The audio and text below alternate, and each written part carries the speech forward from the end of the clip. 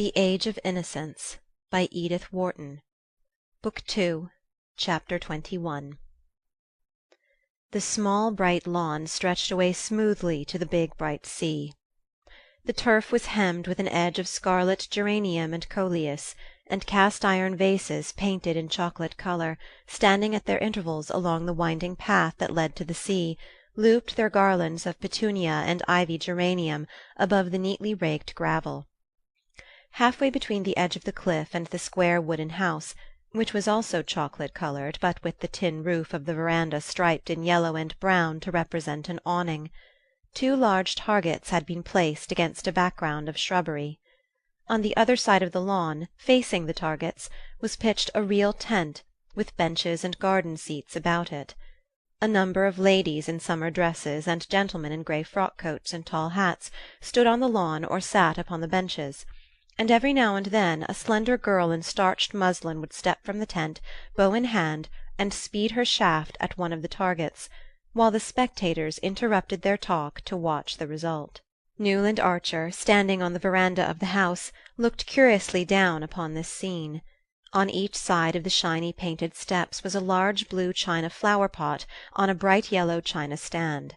A spiky green plant filled each pot, and below the veranda ran a wide border of blue hydrangeas edged with more red geraniums. Behind him the French windows of the drawing-rooms through which he had passed gave glimpses, between swaying lace curtains, of glassy parquet floors islanded with chintz poufs, dwarf armchairs, and velvet tables covered with trifles in silver. The Newport Archery Club always held its August meeting at the Beauforts.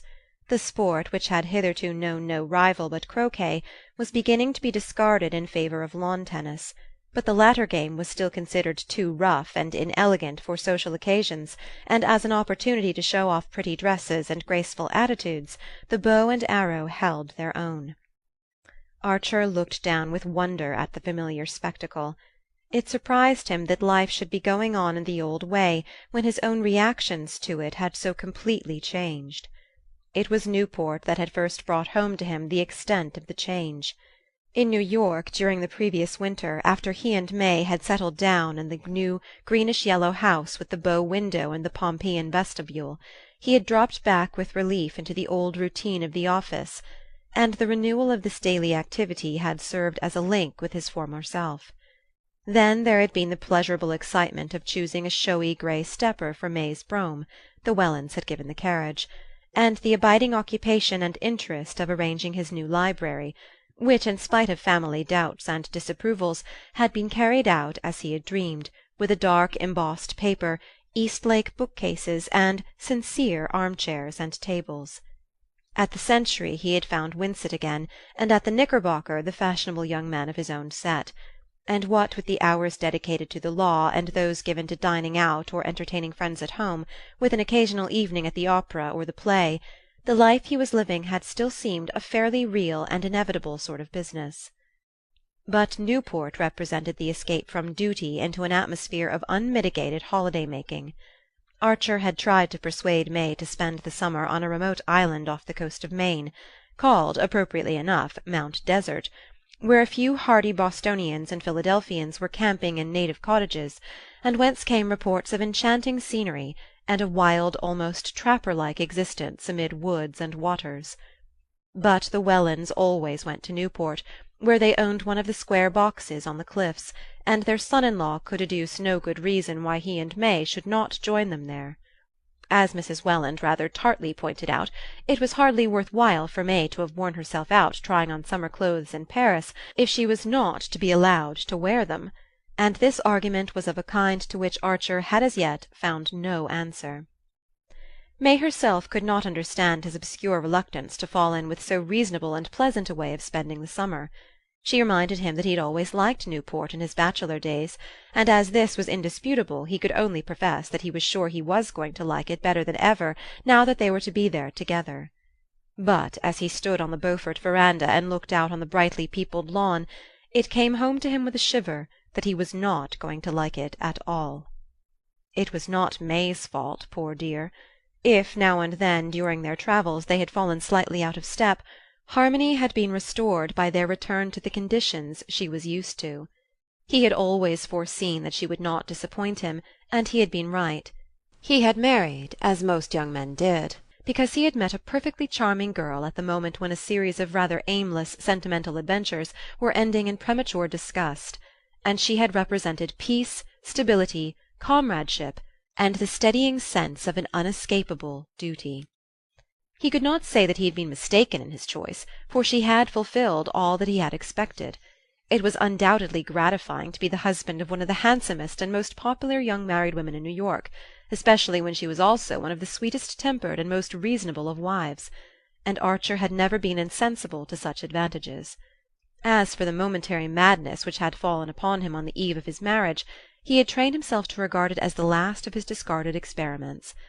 The idea that he could ever, in his senses, have dreamed of marrying the Countess Olenska had become almost unthinkable, and she remained in his memory simply as the most plaintive and poignant of a line of ghosts.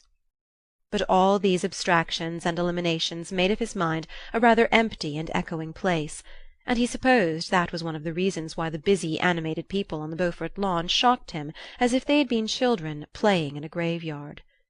He heard a murmur of skirts beside him, and the Marchioness Manson fluttered out of the drawing-room window. As usual, she was extraordinarily festooned and bedizened, with a limp leghorn hat anchored to her head by many windings of faded gauze, and a little black velvet parasol on a carved ivory handle absurdly balanced over her much larger hat-brim. "My dear Newland, I had no idea that you and May had arrived. You yourself came only yesterday, you say? Ah, business, professional duties, I understand. Many husbands, I know, find it impossible to join their wives here except for the week-end." She cocked her head on one side and languished at him through screwed-up eyes. "But marriage is one long sacrifice, as I used often to remind my Ellen." Archer's heart stopped with the queer jerk which it had given once before, and which seemed suddenly to slam a door between himself and the outer world. But this break of continuity must have been of the briefest, for he presently heard Medora answering a question he had apparently found voice to put. "No, I am not staying here, but with the Blenkers in their delicious solitude at Portsmouth. Beaufort was kind enough to send his famous trotters for me this morning, so that I might have at least a glimpse of one of Regina's garden parties, but this evening I go back to rural life. The Blenkers, dear original beings, have hired a primitive old farmhouse at Portsmouth, where they gather about them representative people." She drooped slightly beneath her protecting brim, and added, with a faint blush, "This week Dr. Agathon Carver is holding a series of inner thought meetings there. A contrast indeed to this gay scene of worldly pleasure, but then I have always lived on contrasts. To me the only death is monotony. I always say to Ellen, beware of monotony, it's the mother of all the deadly sins. But my poor child is going through a phase of exaltation, of abhorrence of the world. You know, I suppose, that she has declined all invitations to stay at Newport, even with her grandmother Mingott. I could hardly persuade her to come with me to the Blenkers, if you will believe it. The life she leads is morbid, unnatural. Ah, if she had only listened to me when it was still possible, when the door was still open! But shall we go down and watch this absorbing match? I hear your May is one of the competitors." Strolling toward them from the tent, Beaufort advanced over the lawn, tall, heavy, too tightly buttoned into a London frock-coat, with one of his own orchids in its buttonhole. Archer, who had not seen him for 2 or 3 months, was struck by the change in his appearance. In the hot summer light his floridness seemed heavy and bloated, and but for his erect square-shouldered walk he would have looked like an over-fed and over-dressed old man. There were all sorts of rumours afloat about Beaufort. In the spring he had gone off on a long cruise to the West Indies in his new steam yacht, and it was reported that, at various points where he had touched, a lady resembling Miss Fanny Ring had been seen in his company. The steam yacht, built in the Clyde, and fitted with tiled bathrooms and other unheard-of luxuries, was said to have cost him $500,000, and the pearl necklace which he had presented to his wife on his return was as magnificent as such expiatory offerings are apt to be. Beaufort's fortune was substantial enough to stand the strain, and yet the disquieting rumours persisted, not only in Fifth Avenue but in Wall Street.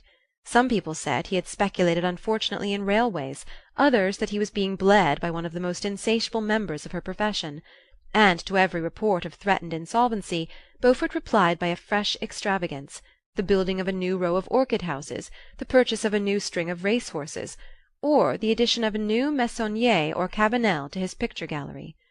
He advanced toward the Marchioness and Newland with his usual half-sneering smile. "Hullo, Medora! Did the trotters do their business? 40 minutes, eh? Well, that's not so bad, considering your nerves had to be spared." He shook hands with Archer, and then, turning back with them, placed himself on Mrs. Manson's other side, and said in a low voice a few words which their companion did not catch. The Marchioness replied by one of her queer foreign jerks, and a "Que voulez-vous?" which deepened Beaufort's frown. But he produced a good semblance of a congratulatory smile as he glanced at Archer to say, "You know May's going to carry off the first prize." "Ah, then it remains in the family," Medora rippled; and at that moment they reached the tent, and Mrs. Beaufort met them in a girlish cloud of mauve muslin and floating veils. May Welland was just coming out of the tent. In her white dress, with a pale green ribbon about the waist and a wreath of ivy on her hat, she had the same Diana-like aloofness as when she had entered the Beaufort ballroom on the night of her engagement. In the interval not a thought seemed to have passed behind her eyes, or a feeling through her heart, and though her husband knew that she had the capacity for both, he marvelled afresh at the way in which experience dropped away from her. She had her bow and arrow in her hand, and placing herself on the chalk-mark traced on the turf, she lifted the bow to her shoulder and took aim. The attitude was so full of a classic grace that a murmur of appreciation followed her appearance, and Archer felt the glow of proprietorship that so often cheated him into momentary well-being. Her rivals, Mrs. Reggie Chivers, the Merry Girls, and divers Rosie Thorleys, Dagonets, and Mingotts, stood behind her in a lovely anxious group, brown heads and golden bent above the scores, and pale muslins and flower-wreathed hats mingled in a tender rainbow. All were young and pretty, and bathed in summer bloom, but not one had the nymph-like ease of his wife, when with tense muscles and a happy frown she bent her soul upon some feat of strength. "Gad!" Archer heard Lawrence Lefferts say, "not one of the lot holds the bow as she does." And Beaufort retorted, "Yes, but that's the only kind of target she'll ever hit." Archer felt irrationally angry. His host's contemptuous tribute to May's niceness was just what a husband should have wished to hear said of his wife. The fact that a coarse-minded man found her lacking in attraction was simply another proof of her quality, yet the word sent a faint shiver through his heart. What if niceness carried to that supreme degree were only a negation, the curtain dropped before an emptiness? As he looked at May, returning flushed and calm from her final bull's-eye, he had the feeling that he had never yet lifted that curtain. She took the congratulations of her rivals and of the rest of the company with the simplicity that was her crowning grace. No one could ever be jealous of her triumphs because she managed to give the feeling that she would have been just as serene if she had missed them. But when her eyes met her husband's, her face glowed with the pleasure she saw in his. Mrs. Welland's basket-work pony-carriage was waiting for them, and they drove off among the dispersing carriages, May handling the reins and Archer sitting at her side. The afternoon sunlight still lingered upon the bright lawns and shrubberies, and up and down Bellevue Avenue rolled a double line of victorias, dog-carts, landaus, and vis-à-vis, carrying well-dressed ladies and gentlemen away from the Beaufort garden party, or homeward from their daily afternoon turn along the Ocean Drive. "Shall we go to see Granny?" May suddenly proposed. "I should like to tell her myself that I've won the prize. There's lots of time before dinner." Archer acquiesced, and she turned the ponies down Narragansett Avenue, crossed Spring Street, and drove out toward the rocky moorland beyond. In this unfashionable region Catherine the Great, always indifferent to precedent and thrifty of purse, had built herself in her youth a many-peaked and cross-beamed cottage ornée, on a bit of cheap land overlooking the bay. Here, in a thicket of stunted oaks, her verandas spread themselves above the island-dotted waters. A winding drive led up between iron stags and blue glass balls embedded in mounds of geraniums to a front door of highly varnished walnut under a striped veranda roof, and behind it ran a narrow hall with a black and yellow star-patterned parquet floor, upon which opened 4 small square rooms with heavy flock-papers under ceilings on which an Italian house-painter had lavished all the divinities of Olympus. One of these rooms had been turned into a bedroom by Mrs. Mingott when the burden of flesh descended on her, and in the adjoining one she spent her days, enthroned in a large arm-chair between the open door and window, and perpetually waving a palm-leaf fan which the prodigious projection of her bosom kept so far from the rest of her person that the air it set in motion stirred only the fringe of the antimacassars on the chair-arms. Since she had been the means of hastening his marriage, old Catherine had shown to Archer the cordiality which a service rendered excites toward the person served.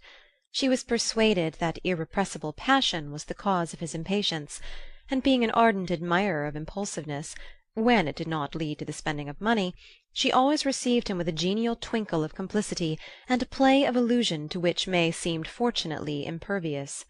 She examined and appraised with much interest the diamond-tipped arrow which had been pinned on May's bosom at the conclusion of the match, remarking that in her day a filigree brooch would have been thought enough, but that there was no denying that Beaufort did things handsomely. "Quite an heirloom, in fact, my dear," the old lady chuckled. "You must leave it in fee to your eldest girl." She pinched May's white arm and watched the colour flood her face. "Well, well, what have I said to make you shake out the red flag? Ain't there going to be any daughters? Only boys, eh? Good gracious, look at her blushing again, all over blushes. What, can't I say that either? Mercy me, when my children beg me to have all those gods and goddesses painted out overhead, I always say I'm too thankful to have somebody about me that nothing can shock." Archer burst into a laugh, and May echoed it, crimson to the eyes. "Well, now, tell me all about the party, please, my dears, for I shall never get a straight word about it out of that silly Medora," the ancestress continued, and as May exclaimed, "Cousin Medora? But I thought she was going back to Portsmouth," she answered placidly, "So she is, but she's got to come here first to pick up Ellen. Oh, didn't you know Ellen had come to spend the day with me? Such fol-de-rol, her not coming for the summer, but I gave up arguing with young people about 50 years ago. Ellen, Ellen!" she cried in her shrill old voice, trying to bend forward far enough to catch a glimpse of the lawn beyond the veranda. There was no answer, and Mrs. Mingott rapped impatiently with her stick on the shiny floor. A mulatto maid-servant, in a bright turban, replying to the summons, informed her mistress that she had seen Miss Ellen going down the path to the shore, and Mrs. Mingott turned to Archer. "Run down and fetch her, like a good grandson. This pretty lady will describe the party to me," she said, and Archer stood up as if in a dream. He had heard the Countess Olenska's name pronounced often enough during the last year and a half since they had last met, and was even familiar with the main incidents of her life in the interval. He knew that she had spent the previous summer at Newport, where she appeared to have gone a great deal into society, but that in the autumn she had suddenly sublet the perfect house which Beaufort had been at such pains to find for her, and decided to establish herself in Washington. There, during the winter, he had heard of her, as one always heard of pretty women in Washington, as shining in the brilliant diplomatic society that was supposed to make up for the social shortcomings of the administration. He had listened to these accounts and to various contradictory reports on her appearance, her conversation, her point of view and her choice of friends, with the detachment with which one listens to reminiscences of some one long since dead. Not till Medora suddenly spoke her name at the archery match had Ellen Olenska become a living presence to him again. The Marchioness's foolish lisp had called up a vision of the little firelit drawing-room and the sound of the carriage-wheels returning down the deserted street. He thought of a story he had read, of some peasant children in Tuscany lighting a bunch of straw in a wayside cavern, and revealing old silent images in their painted tomb. The way to the shore descended from the bank on which the house was perched to a walk above the water planted with weeping willows. Through their veil Archer caught the glint of the lime rock, with its whitewashed turret, and the tiny house in which the heroic lighthouse-keeper, Ida Lewis, was living her last venerable years. Beyond it lay the flat reaches and ugly government chimneys of Goat Island, the bay spreading northward in a shimmer of gold to Prudence Island with its low growth of oaks, and the shores of Connecticut faint in the sunset haze. From the Willow Walk projected a slight wooden pier ending in a sort of pagoda-like summer house, and in the pagoda a lady stood, leaning against the rail, her back to the shore. Archer stopped at the sight as if he had waked from sleep. That vision of the past was a dream, and the reality was what awaited him in the house on the bank overhead. Was Mrs. Welland's pony-carriage circling around and around the oval at the door? Was May sitting under the shameless Olympians and glowing with secret hopes? Was the Welland villa at the far end of Bellevue Avenue, and Mr. Welland, already dressed for dinner and pacing the drawing-room floor, watch in hand, with dyspeptic impatience, for it was one of the houses in which one always knew exactly what is happening at a given hour? What am I? A son-in-law, Archer thought. The figure at the end of the pier had not moved.